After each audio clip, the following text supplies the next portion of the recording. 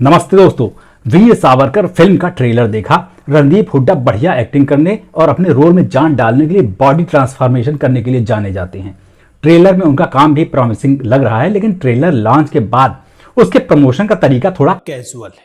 वो कई जगह इंटरव्यू देकर बता रहे हैं कि ये कोई प्रोपेगेंडा फिल्म नहीं है, ये वो सच्चाई है जो कांग्रेसियों ने किताबों से उड़ा दिया, हमें पढ़ने को नहीं दिया, वगैरह वगैरह।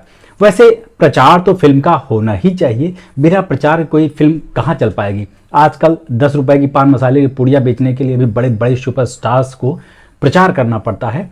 तो ये एक फिल्म है जिसका टिकट 100 रुपए से ऊपर होगा, इसे प्रचार चाहिए ही। लेकिन ये प्रोपेगेंडा फिल्म है या नहीं, ये देखने वाले तय कर लेंगे। फिल्म आने दो, अभी से बताने का कोई लॉजिक नहीं है। वैसे ट्रेलर से ही लोगों को अंदाजा लगना शुरू हो गया कि ये एक प्रोपेगेंडा फिल्म है। तभी तो नेताजी सुभाष चंद्र के पोते चंद्र कुमार बोस ने कहा कि ये टोटली बकवास बात है कि नेताजी सावरकर से प्रभावित थे। असल में वो सावरकर के आइडियोलॉजी के विरोधी थे और पूरी तरह सेकुलर थे। तो यहीं से हो गई ना प्रोपेगेंडा वाली बात शुरू। इसके अलावा रणदीप हुड्डा ने इंटरव्यूज में कहा कि आजादी सिर्फ अहिंसा से नहीं मिली, सशस्त्र आंदोलन से भी मिली है और उनको इतिहास में पढ़ाया ही नहीं गया। ये भी सही नहीं है। सशस्त्र आंदोलनों के बारे में हम सब ने कितना पढ़ा है। भगत सिंह की पार्टी, चंद्रशेखर आजाद वगैरह सशस्त्र क्रांति ही तो कर रहे थे। नेताजी सुभाष चंद्र बोस ने तो सीधे आजाद हिंद फौज बना दी थी सशस्त्र युद्ध करने के लिए। वो सब भी हम लोगों ने पढ़ा है। रणदीप हुड्डा कह रहे हैं कि वो सब एक पैराग्राफ में समेट दिया गया। ये ठीक बात नहीं है। एक और इंटरव्यू में एंकर उनसे पूछता है कि सावरकर को माफी वीर कहने पर क्या करोगे, तो वो कहते थप्पड़ मार दूंगा। ये भी पॉसिबल नहीं है। ट्विटर, फेसबुक पर लाखों लोग सावरकर को माफी वीर लिखते हैं। रणदीप किस किस को थप्पड़ मारेंगे। तीसरी बात मुझे पर्सनली लगती है कि बायोपिक में इंसान की जिंदगी के पॉजिटिव और नेगेटिव एक्सपेक्ट रखने चाहिए। अक्सर ऐसा नहीं होता, विदेशी फिल्मों में भी, यहाँ भी। गांधी जी की बायोपिक बहुत ऑथेंटिक मानी जाती है, पर उसमें भी थोड़ा बायसनेस लगता है। गांधीगिरी को जिंदा करने वाले संजय दत्त की बायोपिक संजू तक के बारे में यही कहा जाता है।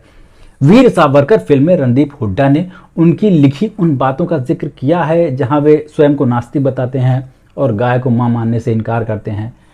और ये माफी वाफी वाला मामला किस एंगल से दिखाया गया है, ये तो फिल्म देखने के बाद ही पता चलेगा। पूरी उम्मीद है कि इतनी रिसर्च के बाद तो रणदीप हुड्डा ने सावरकर के जीवन के सभी जरूरी पहलुओं को दिखाया ही होगा। असल में सावरकर की बात अगर उनके विरोधी करते हैं तो वे माफीनामे और काला पानी से वापस आकर अंग्रेजों की सेवा करने के बारे में बताते हैं, 60 रुपए पेंशन लेने के बारे में बताते हैं। और सावरकर के फैन उनकी बात करते हैं तो काला पानी की सजा पाने से पहले वाले क्रांतिकारी सावरकर की बात करते हैं। पर इतिहासकार बताते हैं कि सावरकर सच में क्रांतिकारी थे और देश को आजाद कराना चाहते थे, लेकिन काला पानी की सजा पाने के बाद उन्हें अपनी कमजोरी और अंग्रेजों की ताकत का एहसास हुआ और वो पूरी तरह से बदल गए, माफी मांगकर बाहर आए और फिर अंग्रेजों के मन के मुताबिक ही काम किया। इसलिए किसी आदमी की प्रशंसा या आलोचना उसके पूरे जीवन और कर्मों को देखकर करनी चाहिए। उसमें पॉजिटिव और निगेटिव चीजें साथ में रखकर देखेंगे तो बढ़िया दिमाग खुलेगा। खैर, इतिहास पढ़ाने में बैठा नहीं, मैं तो फिल्म के बारे में बात करने आया था कि स्वतंत्र वीर सावरकर फिल्म को चंद्र कुमार बोस और बाकी लोग प्रोपेगेंडा क्यों कह रहे हैं। देखो, वैसे तो प्रोपेगेंडा का मतलब होता है प्रचार, लेकिन इसका नाम खराब किया जोसेफ गोएबल्स ने। वो हिटलर के सरकार में जर्मनी का प्रोपेगेंडा मिनिस्टर था। उसने हिटलर को खुश करने के लिए और जर्मनी की जनता को मूर्ख बनाने के लिए जर्मनी के मीडिया और एंटरटेनमेंट इंडस्ट्री को, जिसमें फिल्में आती हैं, सब पूरी तरह कब्जे में ले लिया। उसने सरकारी पैसा लगाकर प्रोपेगेंडा फिल्में बनवाई जिसमें पब्लिक को बताया गया कि जर्मनी का राज तो भाई पूरी दुनिया पे होना चाहिए और एकमात्र हिटलर जी ही हमको वहां से विश्वगुरु बना सकते हैं। एक चेक एक्ट्रेस लीडा बारोवा थी जो जोसेफ गोएबल्स के इतने करीब आ गई थी। गोएबल्स की बीवी मैग्डा ने हिटलर से शिकायत कर दी थी, बहुत पंगा हुआ और हिटलर ने गोएबल्स को बहुत हड़काया।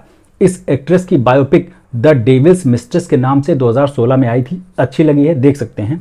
तो पॉइंट ये था कि जोसेफ गोएबल्स ने प्रोपेगेंडा को एक नेगेटिव शब्द बनाने में बहुत बढ़िया योगदान दिया और अब प्रोपेगेंडा मतलब झूठ की खेती।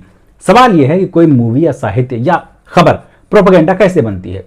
जब वो पावर को अपीज करने के लिए, यानी सत्ता को खुश करने के लिए, अपना फायदा पैसे या पावर के रूप में कमाने के लिए पब्लिक को झूठ परोसती है, तो प्रोपेगेंडा मूवी या खबर कहलाती है। ये हर सरकार के समय होता है, हर रेजिम में होता है। बस अभी इंटरनेट की वजह से वायरल होने और प्रचार के माध्यम सशक्त हैं, इसलिए इन पर बात अब ज्यादा होती है और आसानी से होती है। ध्यान से देखोगे तो इस समय बहुत सारी प्रोपेगेंडा मूवीज बन रही हैं, लेकिन अच्छी बात यह है कि लोग जानते हैं कि उन्हें क्या देखना हो क्या छोड़ना है। मूवी चाहे जितनी अच्छी हो, वो कमर्शियली सक्सेस तभी हो सकती है जिसमें ये तीन चीजें हों। पहली चीज है एंटरटेनमेंट, दूसरी चीज है एंटरटेनमेंट, और तीसरी चीज भी एंटरटेनमेंट ही है। हाँ, ये डायलॉग द डर्टी पिक्चर का है, लेकिन सही है। तो मैं भैया किसी को कोई फिल्म देखने या ना देखने की सलाह देने नहीं आया हूं। आपका पैसा है, आपका समय है, और आजकल इतना अच्छा कंटेंट अवेलेबल है कि कचरा देखने में आदमी 1 मिनट नहीं गंवाना चाहता। मैं तो 30 सेकंड की रील तक नहीं देखता, तो 2 घंटे की फिल्म कैसे देखूंगा। बस सलाह ये देता हूं कि आंखें खुली रखकर, दिमाग खुला रखकर देखिए। वो जो चीज आप देख रहे हैं वो फ्री नहीं है, वो सिर्फ आपका पैसा और समय नहीं खर्च कराएगी, आपके दिमाग में जगह भी घेरेगी और आपकी पर्सनैलिटी को प्रभावित करेगी। ब्रेनलेस एंटरटेनमेंट और क्रिंज और कचरा और प्रोपेगेंडा को इसमें जगह देकर इसको डस्टबिन बनाना अच्छी बात नहीं है।